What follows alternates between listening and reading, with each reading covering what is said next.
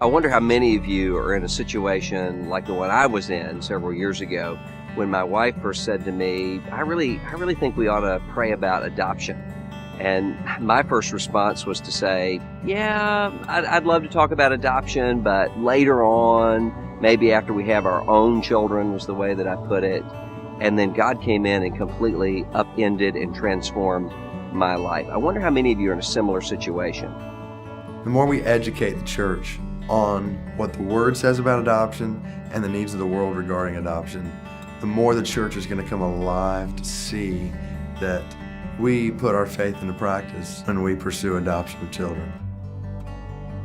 Well, when it comes to starting an adoption ministry in your church, I'd always say just start with prayer, lay the foundation there, pray that God will stir hearts to reflect His great love for orphans, and that's where to start.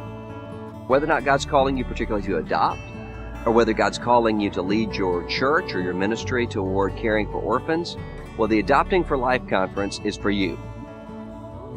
You know, sometimes when I start talking about the issue of adoption, people will ask me, now, are you talking about the doctrine of adoption, or are you talking about, real adoption? But there's no difference.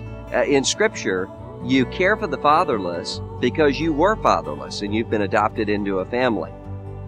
At the Adopting for Life Conference on the campus of Southern Seminary, we're going to have people from all over the country gathering together and talking about how can we be on mission for the fatherless out of the overflow of the gospel of Jesus Christ. It'll be a great conference, and I look forward to seeing you there.